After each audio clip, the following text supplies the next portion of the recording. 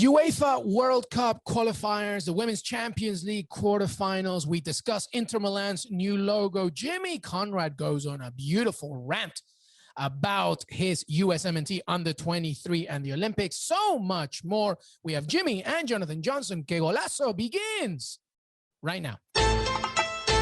What's up, everybody? Welcome to Qué Golazo, super special episode, our preview for Wednesday's action and so much more. And of course, we need the big guns today. And I have, of course, Jimmy Conrad. I haven't seen him in a while. Jimmy, what's up, man? What's up, everybody? How's it going? I'm still in a state of disbelief around some U.S. performances, most notably the U-23s not qualifying for the Olympics for the third straight time. But outside of that, I'm doing great, Luis. I'll be honest. I'm flying right now.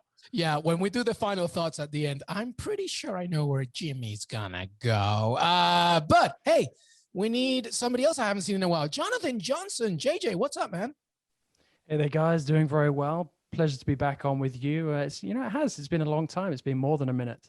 It's been more than a minute, and it's so glad to have the gang back. And by the way, everybody, it's Wednesday preview. There's a lot going on. UEFA World Cup qualifiers, as Women's Champions League, of course, as the international break kind of closes down. But we wanted to begin with some news. Inter Milan, everybody, they have a new logo. Intriguing. Of course, the Twitter fam went all out on it, having their opinion. Jimmy, what do you think about the Inter logo? You checked it out yet? I did check it out. And the first thing that jumps out at me is that I wish it had a little yellow. I like the accent.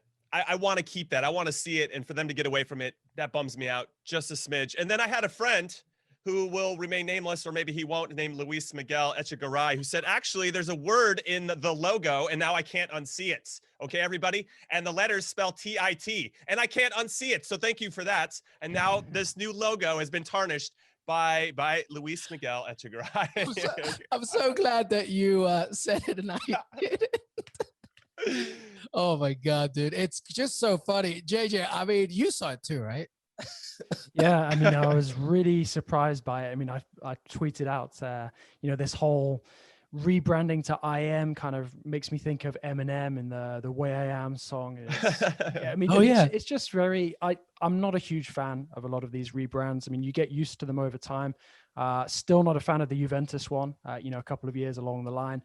Some people like them, some people don't. But, I think the statement as well from Inter was quite pointed. This isn't just because they got bored of the old badge and decided they wanted something new and nicer to look at. It's, quite specifically targeting the fact that they want to move into like that sort of like lifestyle, being more than just a soccer club kind of thing. They're kind of following the PSG route, of coming out with their own clothing line, that sort of thing. So that's kind of one of the things that makes me, not that big a fan of this. Yeah, I will say though, people love to complain though. That, it could have been the most beautiful logo in the world, and you still would have and also you forget about it after 24 hours, don't you? Like, it's just, who cares? Like, fine, it's not that great. I agree, the yellow should be there. It says tit, whatever. It's fine. See, that's why I'll always remember this logo from here on out. So I guess that's working for him. That's the whole purpose of it. Yeah, right. Tit. Yes. Anyway. Yeah, tit. Anyway, well, yeah, and JJ, by the way, if they ever change the Villa one, I might be really angry actually. So well, they teased it a couple of weeks ago when they did that wildlife thing, and like I had all of my Villa supporting family contacting me like, oh, have you heard anything about Villa changing the badge? This is incredible. Where's the lion gone? What's going to happen?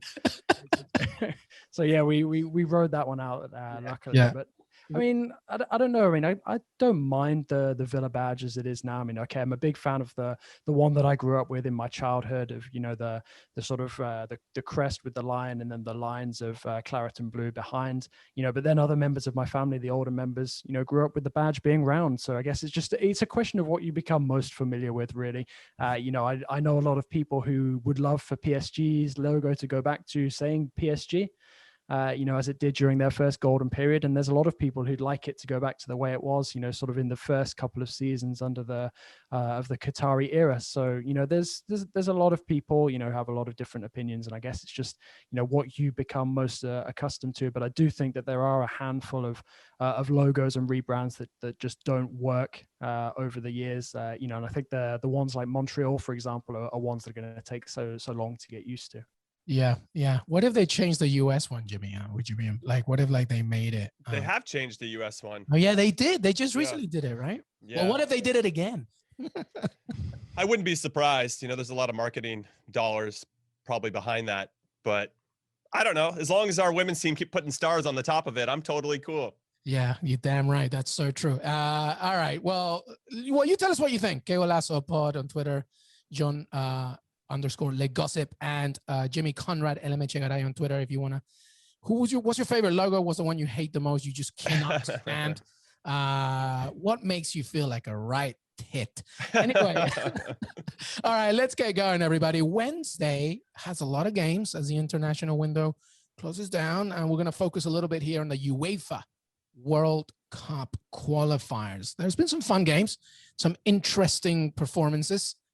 Turkey has been super surprising, in my opinion. Amazing. Jimmy, straight away, how have you thought about this World Cup qualifying campaign from UEFA as they begin their course? Well, I just want to state for context that there are 10 groups, and you have to win your group to book your ticket to the World Cup. If you get second, or if you're one of the, top second place teams, then you go into a playoff.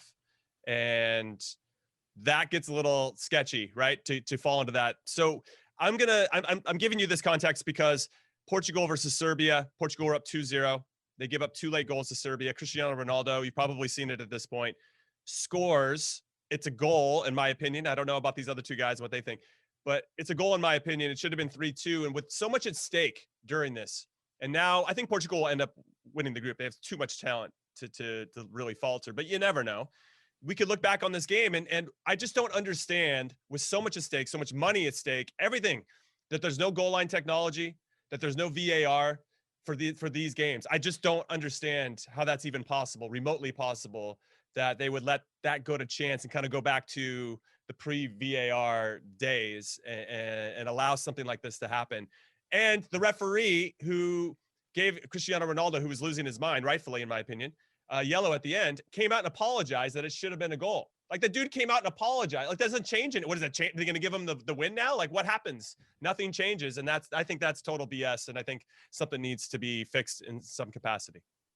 Yeah, no, I agree. JJ, what do you, I mean, listen, the VAR thing, I said it on Twitter. I was like, yeah, this makes sense. World Cup qualifiers. Let's not even have goal line technology available. Anything else sticking out to you? Yeah, well, I totally take Jimmy's point. I totally agree with it, but I actually wanted to flip it and turn it to you guys. Yes, Cristiano Ronaldo was losing his mind, and rightfully so, but the throwing of the captain's armband on the ground, for me, that's a bit unacceptable in any circumstance, whether you're club level, national level. I mean, obviously, the whole of Portugal is not going to turn against Cristiano Ronaldo for doing this. But that is, it's a risky gesture to make. I mean, I've seen it made before. Mattia Kezman, if you remember him, blast from the past, threw his PSG shirt on the ground once coming off the pitch, being substituted at Parc des Princes. PSG fans never forgot that moment. And okay, Kezman, Ronaldo, 2 completely different kettle of fish. But, I still think that the point still stands. That is pretty... Wait, JJ, can I hop in here, though? Because I feel like... Was he just throwing it because that was what he had in his hands to throw? I don't know. I don't know if it was as like when you're coming off you're getting subbed off and you're Kezman and you got that jersey on that and you're throwing it on the ground. That feels very, very purposeful, right? Because you're like, whatever to this jersey, and you throw it on the ground or the coach or whatever. That one just like, I'm pissed at the world. I want to help my team win. And this is the only thing I have in my hand. I'm just going to throw it on the ground. I don't know. I don't know if the symbolism is exactly the same, but I understand your point, because he should know better than to even try to intimate that he could be pissed at his country. I don't know. That's a weird one. It's bad, but it's not as bad as not having goal line technology in VAR. That's true. That's the main focus here. Like, I get it. Like, I agree. It's a little bit over dramatic to do that and the messaging, but to your point, JJ, I don't think Portugal's gonna really care too much about that. I think it's more about just it doesn't matter that it's anybody, any other nation, especially if you're a small nation and you're trying to get a point against a big team and that happens to them. That's a big problem. It's a big, big problem. Never mind VAR. Okay, VAR, fine. Goal line technology just not available. Like, it's kind of ridiculous, especially when we know that it works so well. That's the biggest point, I think. But anyway, I wanted to just focus now on Wednesday's games because there are some tasty ones. Jimmy, what are you looking at here? I'm seeing a lot, obviously, some big teams playing against. Yeah, all right. I'll direct traffic here. I'll hop in the car and you can ride shotgun. Luis and JJ can sit in the back, unless you want to be in shotgun. Whoever calls shotgun is fine. All right. So let's start with England versus Poland. As a recap for everybody, England won their first 2 games. They beat Albania 2-0, and then I think they got like 75 shots against San Marino to win 5-0. So congrats on beating teams they should beat. Poland, on the other hand, they bounced back from a 3-3 draw against Hungary and then had a somewhat routine 3-0 win over Andorra. What I'll say is they lost Robert Lewandowski to a knee injury in that Andorra game. Obviously, that hurts not only his country, but maybe his club prospects as well. That is huge. JJ's probably like, I'm okay with that because they're playing PSG over 2 legs in the Champions League. So England and Poland are definitely seeing each other as their main threat to win this group.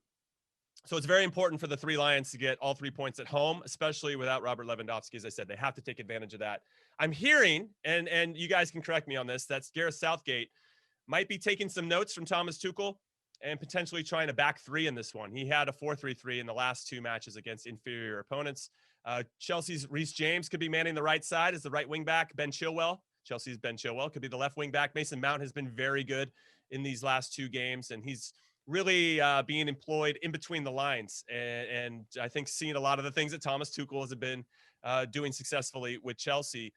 So I don't know. I think we could see some variation of some Chelsea-like tactics for England against Poland in this one. Also, Nick Pope, the goalkeeper, has not conceded a goal in his 6 caps so far for England. And he's starting in this one for sure. And with no Robert Lewandowski, I'm kind of like on the clean sheet. Milik will probably start up top for sure for Poland. Zielinski, has been awesome for Napoli this season. One of their few bright spots, like consistent bright spots. And he's very good as well. I just think England are going to suffocate Poland. I could see this one being pretty tight, all things considered. If you guys like negative lines, so if you're new to the betting world on William Hill, if it says minus anything, you have to bet that amount. So it's minus 133 for a clean sheet for England. You have to bet 133 to win $100. On the opposite, though, I'm looking really hard at exact scores. So I like England to win straight up 2-0. That's plus 450. That's the heavy line favorite on William Hill. And then 1-0 is plus 550. I could see that as well. But given England's, Raheem Sterling and Mason Mount, who's been very good, and Harry Kane up top, I could see them scoring 2 goals. But those are the lines I'm looking at. If you do, like I said, if you like the clean sheet, it's minus 133. But I'm always looking for the positive value for you guys. I don't know, JJ, what are you thinking about this one in particular, especially without Lewandowski?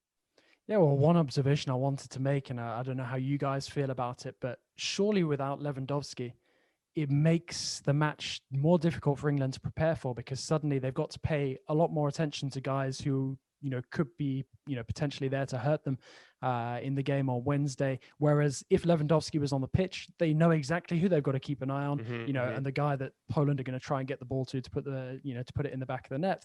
So for me, I think that this match actually just became a little more complicated for England, because they're already coming up against a Poland side that's going to be very motivated after, dropping the points in that opening draw against Hungary. And I think that England, despite the fact that they eased past San Marino, who doesn't, it's I think this one could actually be more tricky than many people think. So I'm expecting quite a low scoring match, and it wouldn't surprise me if it's, perhaps even decided by a goal, say like a 1-0 or a 2-1. Yeah, by the way, there's 2 Poland players that have also tested positive for coronavirus as well. Kamil Pietkowski and midfielder Grzegorz Krychowiak tested positive as well before their scheduled flight to the UK. So there's something to watch out for there. Listen, I just from a historical perspective, England, whenever like a key player in the opponents is not playing, like JJ said, it becomes way more of a homework for them. And I wouldn't be surprised as well, as I think, despite all the offensive threats that England brings, that it's just such a tight game.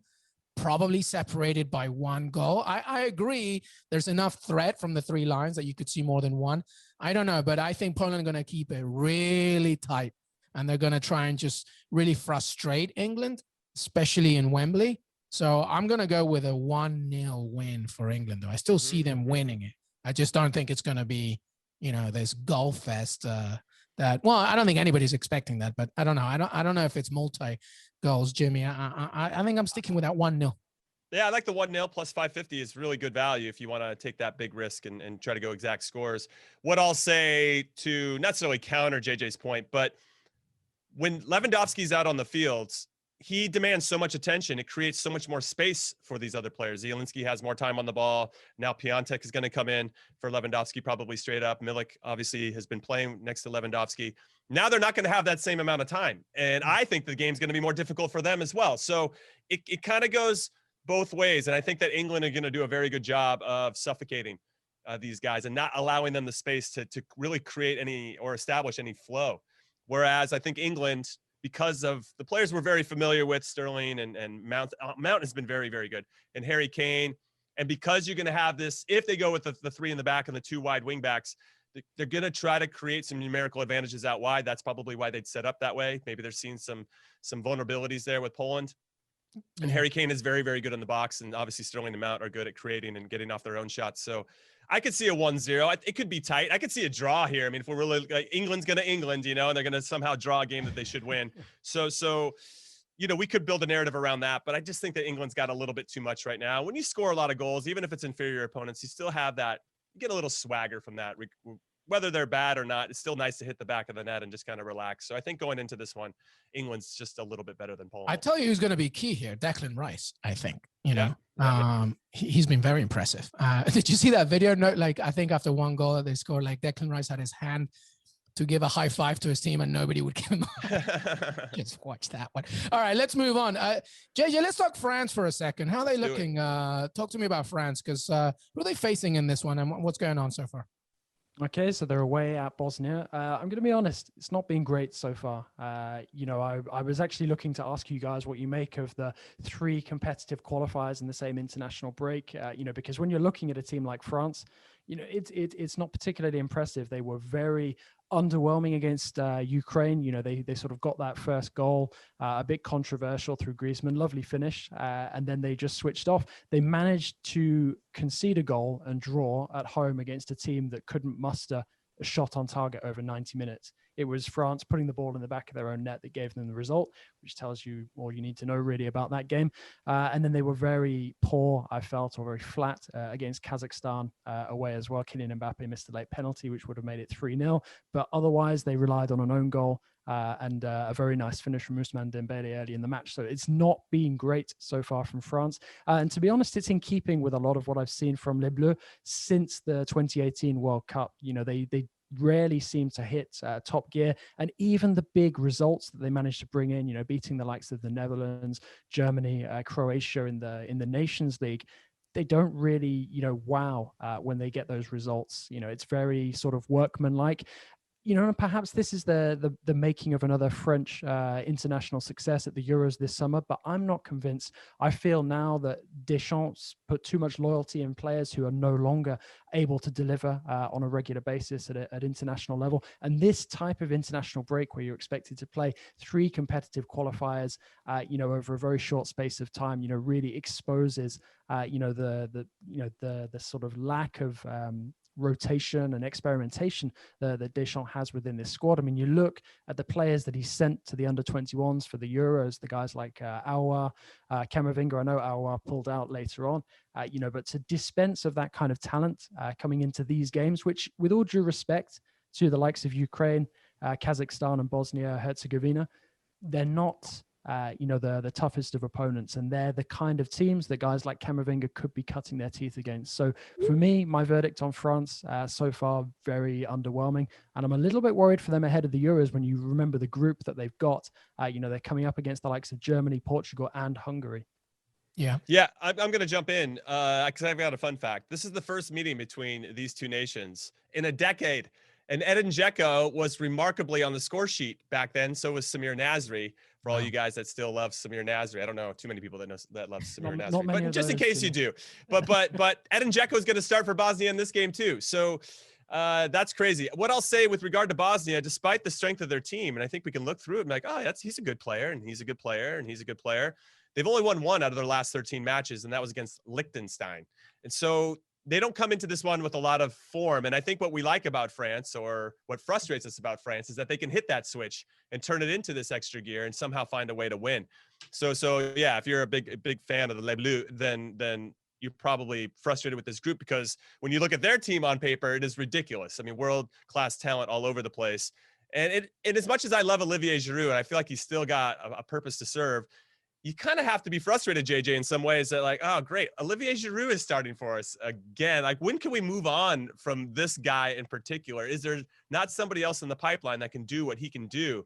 Karim Benzema, hello. I've heard of this player that you're talking about, Karim Benzema, but he might be too fast of a car when maybe France just wants a go-kart. That's a deep cut for all of you Karim Benzema fans. He was asked, Didier Deschamps was asked about it, like about Karim, like basically, and he was like, no, like it's not happening. I just want to say one quick thing to what JJ said earlier about sort of Deschamps sticking with, like, kind of being loyal. He's basically Michael Scott in The Office when they like had to get rid of the Michael Scott paper company, and then they bring back, Pam and what do you call it? Novak's character, I was forgetting. But anyway, they bring him back, and he's only loyal to them. That's what Deschamps is doing right now.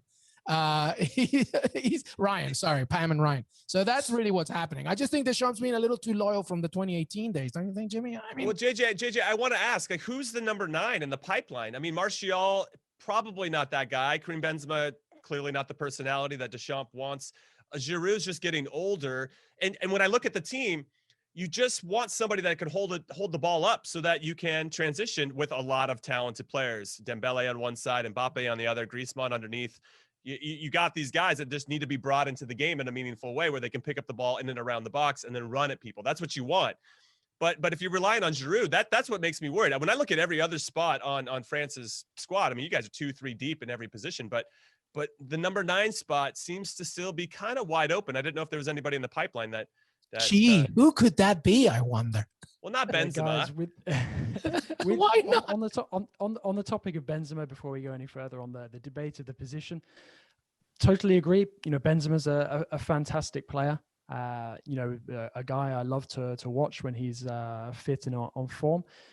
But the decision to not involve Benzema at international level is not necessarily just Deschamps. It's the French Football Federation as well. And while Benzema is still going to court regarding the issue with Valbuena, which is scheduled for later this year, I think it's October, it's just recently been fixed at, he won't be coming back.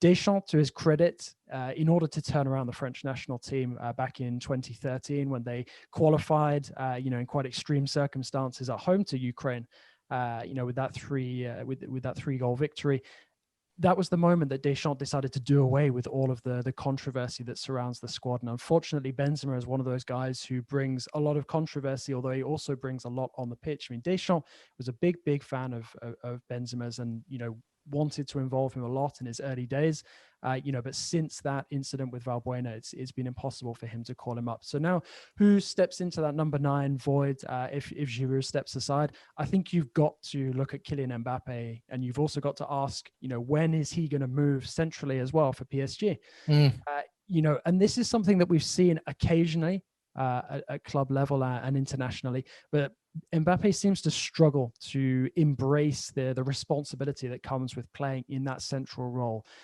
He definitely has the attributes, the skill set for that. I think it's just a question of him learning the position, and that is something that should come with time. I mean, let's not forget how young he still is, and I definitely think that there is an opportunity for him to sort of learn that role for the best part of the next 10 years moving forward. I just don't think that it's going to be an immediate thing. And I also think for him to be freed from that wide position with France, there has to be a reliable alternative for him at international level. And Martial and Dembele are not quite that just yet. Although I would say, counting in Dembele's favor right now is his recent upturn in form with Barca. And I think he looks more likely to sort of win that tussle than Martial does at this moment. Well, I mean, Mbappe needs time, but he also needs reps, right? Like he needs more opportunities to take that number 9 role. But yeah, no, some very good points there. Yeah, absolutely. But I also think that then it comes to a bit of a debate about his situation at PSG. Whether PSG are actually benefiting from having somebody like Mauro Icardi, leading the line, or whether they'd be better off moving Mbappe into that middle role, and trying to look to make the most of him and Neymar, sort of in that kind of setup. I'm just going to jump in and say tactically, though I love Mbappe in the number 9 spot because he can help do a couple things. And one is stretch the defense, right? He's always a threat to get in behind, which will open up space for your other attacking players to play in because the back line has to drop off. He doesn't hold up the ball. Like you don't want him to have his back to goal and, getting kicked up his backside. And that's where Giroud is excellent, right? He does a very good job of holding off the center backs and then bringing those players into the game so that when Mbappe or Dembele or Kingsley Coman or Griezmann get the ball, they're actually facing the opposing goal. They're actually running with some speed and have options. I don't know if you want to waste Mbappe doing that. So I guess that's the rub when you think about putting him at the number 9. Do you want the speedy guy that's going to obviously have tremendous ability and really kind of utilize him, almost not always where he's going to get the ball, but he makes those runs to create space for others.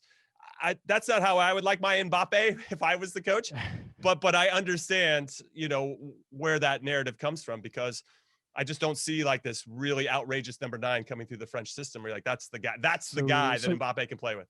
Yeah. So we want the younger, probably less good looking version of Giroud. Yeah, you got to find that player. In that case, the guy already exists. Strasbourg's Ludovic Ayok. Well, no, I actually. On him. All right. Wait. What club does he play for? Strasbourg. All right. There you go, everybody. Inside scoop from JJ. Sorry, Luis. I've been interrupting. No, I was going to say it's not a younger, good-looking Giroud. You need the bad boy. You need Andre Pierre-Gignac to come back to this. That would be amazing. Sign me up for that. And by the way, Mbappe's best friend is space. So whether you play him on the wing or you play him on number 9, he needs that space to like do his thing, like you said. So anyway, we will tell. All right, let's move on because I want to talk about. Hold up, Wednesday. There's more, Jimmy. There's more games. I know, but I had a line for that one. I like France to win. France to win and over 2.5 goals plus 115 is pretty heavy for France to win this one. So I had to find some exotics. So France to win over 2.5 goals. The last 5 games that Bosnia have played in, they've been over 2.5 goals. I think that'll happen. And then I like Kylian Mbappe to score with his right foot plus 150. There you go. I think he'll. That's some pretty good value in my opinion. I like that one. All right. Now, where do you guys want to go? Do you want to go to Italy? You want to talk Italy? Do you want to talk Spain?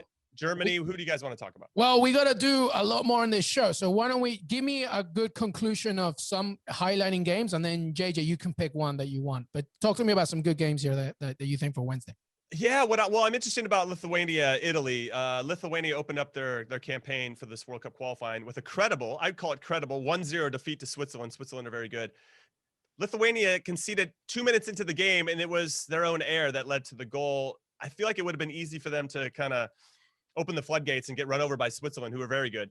But they kept it pretty tight. So I'm curious about this one. Italy have won 2 from 2. They had a 2-0 win over Bulgaria on Sunday. They've kept 8 clean sheets in the last 9 matches.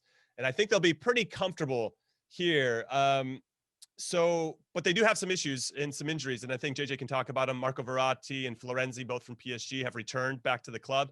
So it'll be interesting to see what Italy chooses to do. I'm a big Barella fan, plays for Inter Milan. I think he's one of the best young midfielders in the world. Lithuania have been losing at both halftime and full time in 7 of their last 8 matches. I just feel like it would be very Italy. That's like my favorite fun fact of the game. Very Italy of them to struggle to break down Lithuania to start, who are just going to be all 11 people behind the ball. And then things start to open up in the second half and Italy will get that goal. So I'm really looking at the draw in the first half, and then Italy to win the second half at plus 320. Everything else is kind of like if Italy to win both halves is minus 105. So again, if you're into the negative stuff, have at it. But to really try to find some value, I'm looking at Italy getting frustrated and then figuring out a way to break through. Ciro, the hero, Mobley should start. So obviously he's a hero for a reason because he scores goals. What do you think, JJ, on Italy? Yeah, well, I mean, I'm enjoying watching them playing over the last couple of months. I think Roberto Mancini's overseeing, a really good, quite youthful revolution. I actually really fancy them as dark horses this summer coming into the Euros. And I think they're one of the teams to watch as well.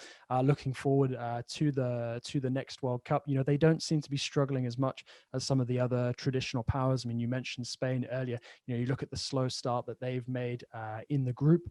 I mean, I think losing key players, like Verratti, like Florenzi, it's just part of this international break at this moment in time. In this sort of environment, there are going to be players dropping like flies. It's just, whichever national teams have the depth to counter that.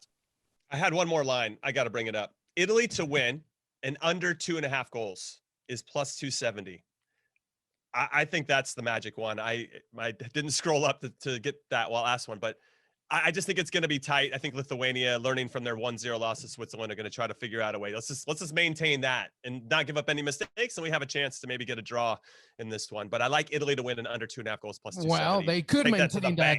They could maintain that, or they could repeat what they did against Kosovo and concede 4. So that's true. That's the problem with that one. All right, some other games, by the way, everybody. You got Spain against Kosovo, San Marino, Albania, Austria, Denmark. Anything else, Jimmy, before we move on?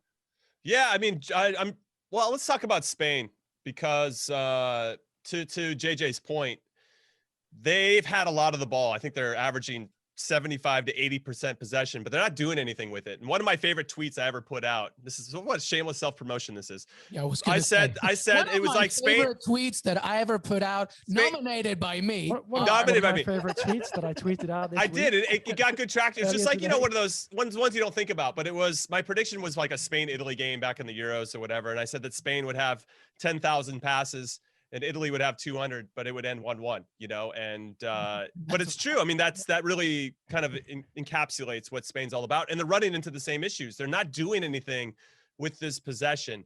So I think they're going to beat Kosovo, of course, even though, they can somewhat hang in there for a little while. What I find interesting about this is that Marcus Llorente, who's been somewhat of an attacking surprise for Atletico Madrid, he's being asked to play right back. So I find that really interesting. Pedri from Barcelona has been excellent. Another young player that's doing very well for Spain. He just got his full debut, and I thought he was excellent. Danny Olmo came off the bench to score against Georgia real late. I think he could be rewarded with a start. I'm going to get exotic in this game for everybody. I'm just going to jump right to the lines. I'm going to say over 2.5 goals and 4 to 6 total cards. So 4 to 6. When I looked back at Kosovo, they're averaging about 3 or 4 cards a game. I could see Spain getting 1 or 2. So I like that one. Over 2.5 goals and plus or 4 to 6 total cards. That's plus 290. I don't rarely get into this one, but I think I might try this and see, because it's so one-sided. I mean, Spain's clearly going to win, but it's just a matter of how difficult they make it for themselves. JJ, anything else? Surely we said that about Spain going into the opener against Greece. We saw them held to a draw, and it required that late goal from Olmo as well against Georgia. I mean, look at the makeup of the group. Sweden are arguably the strongest team that they're going to come up against, and they've taken 6 points from a possible 6 already. I mean, I'm kind of a little bit worried for Spain. I mean, I'm not worried for Spain really going into this match. I do agree that I think they'll win. I'm not sure they'll be that impressive, but, let's wait and see. But overall, I think that this group is going to play on those games against Sweden, and with Sweden having Zlatan Ibrahimovic back in the fold, I think we debated this a while ago on the podcast, whether it would be a good thing for them or not. Regardless, if they have that extra experience that helps them sort of see out those 2 games against Spain, suddenly Spain could be dropping into the playoffs. Yeah, no, absolutely. I mean, listen, Spain's biggest problem is always they're over-focused on the final third without actually finishing off the final third. And that's always going to be their problem. They needed a huge goal from Danny Olmo to get that win against Georgia. Like they need to be more proactive, I think, because there's talent, obviously. All right, listen, we're going to move on now. We're going to take a break. Qué Golazo will take a break. When we come back, the Women's Champions League quarterfinals, second leg. We'll wrap it all up. Qué Golazo will be right back. Hey, everybody. Welcome back to Qué Golazo. We are talking Women's Champions League quarterfinals, second leg. Plenty of storylines here, by the way, as these teams look to enter the semifinal stages. The 7-time champion, by the way, Lyon, 6 of their players tested positive for COVID. So this game against PSG has been postponed for a later date, and the whole squad is now put in isolation, obviously due to, what's been going on. But that's not all. There's plenty more, JJ, as we look to the second leg of this Champions League women's quarterfinals. Yeah, absolutely. There's a lot of, sort of COVID issues at play at the moment related to French football, whether it's men's or women's, and I think something else that's also important here is, that sort of domestic rivalry that's been bubbling now for a couple of years between the two. Both of them know how good each other are, and Lyon particularly will know, just how much of a threat, PSG are to their hopes of adding another European title to their ever expanding collection. They seem to win it every season. And the situation right now in France is that France is deemed a high risk country. So any sort of traveling in and out, and that can be for men's or women's, is going to be pretty tricky. PSG looking ahead to their trip to face Bayern Munich in a week or so's time. They're likely going to be, in under very strict conditions, where you have to sort of present a couple of negative tests in order to make the flights. And then isolation is supposed to be, observed once you actually get into the country. I mean, obviously for matches like this, I expect those rules to be overlooked. But to me, especially when we see the likes of Porto and Chelsea having their match rearranged, and guys like Zeki Çelik, who's been on international duty for Turkey, coming back to Lille because he's tested positive for COVID. Obviously, France right now is one of the countries that's being most affected by this, and I think that's because the government's doing such a poor job to keep a lid on it. So it's not a huge surprise that Lyon wanted this match postponed, and that UEFA were quite willing to push it back. But I think that there are other motivations at play as well, because I think there are some matches in this competition where, with all due respect to the opponents, a team like Lyon, who are so dominant, could actually get through with, quite a rotated side, just not against the likes of PSG, who are pushing them closer and closer domestically every season. Yeah, no, it's difficult. Yeah, I mean, I'm here as a massive Wendy Renard fan, the captain of Lyon. I think she's a fantastic defender and player, both for club and country. And so I'm always going to stand Lyon to go through. And obviously their record and history speak for itself. Though, to JJ's point, PSG is closing the gap. And it's fun to see, right? At some point, you want these teams that are so dominant to actually have some competition and be challenged a little bit. So I'm glad that's happening, and that there's some real investment in the women's side for PSG, which has been there for quite some time. But hopefully all the other teams in Liga start to do the same, so that Lyon isn't just, Bayern Muniching this Liga all the time, where they win the league every single time. Oh, speaking of Bayern Munich, I think they're going to go through no problem. They're up 3-0 after leg one. Barcelona slapped Man City around 3-0. That was a bit of a surprise in leg one. I don't expect City, even though they've scored, 19 goals in their last 7 games or something crazy. They might score 1 or 2, but I think Barcelona's just got too much sauce for them. And then with regard to the other one, Chelsea versus Wolfsburg, I had Wolfsburg going past Chelsea. They still got that away goal, Wolfsburg. So, they still have a chance to get in there and make something happen. But Chelsea do have a lot of firepower. I don't know what I was drinking and or smoking when I made that prediction. But Chelsea are pretty good. Really, really good matchups. I'm excited and saddened that PSG Lyon won't happen at the same time as these other games. But when that one does happen, all eyes will be on it, because it's going to be a very good game. Yeah, absolutely. I mean, the one that I'm looking at really obviously is Man City, Barcelona. I wonder how Man City are going to respond, and, how much of a gamble they're going to try and take against a very good Barcelona side. They looked fantastic against Man City. So we will see. But Lyon, as JJ said, remains the absolute giant. So it'll be interesting to see. And PSG would be the closest one, I would imagine, just because of the rivalry, to make something happen. All right. Well, that's it. That's our show. Before we leave, I want final thoughts from these two.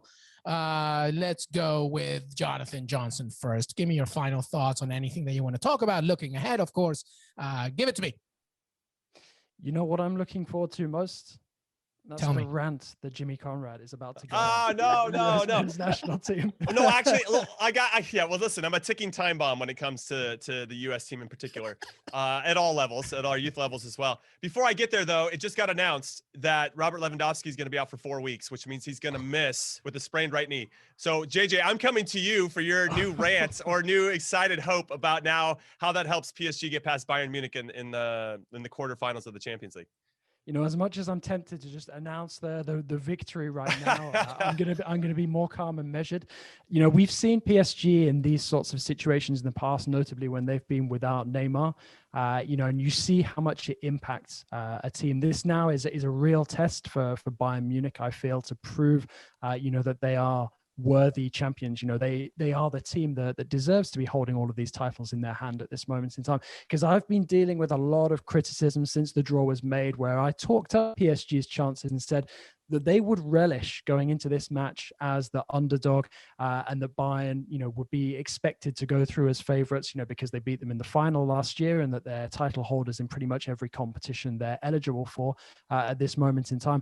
Bayern have been struggling of late. You know, they've not been that convincing domestically, you know, and now to take Lewandowski out of that side, it kind of changes the chemistry of this match a little bit. And I'd say it almost puts, you know, Bayern in the underdog situation, which is something that I don't think will necessarily work in PSG's favor. So now, after the second leg of the Barcelona clash, you know, I think PSG are really going to have to work hard on you know, on their mental approach.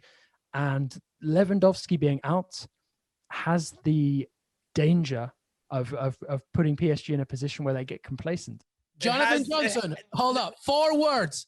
Eric Maxime. Exactly. I'm telling you right now, he's going to be the winner. No, I'll just say this about that game. And I said it to Jimmy last time at the pod with PSG Bayern Munich. It's time to show up, PSG. This is it. There are no excuses right now. I don't think any of us could have missed that Luis Miguel rant. I was loving it.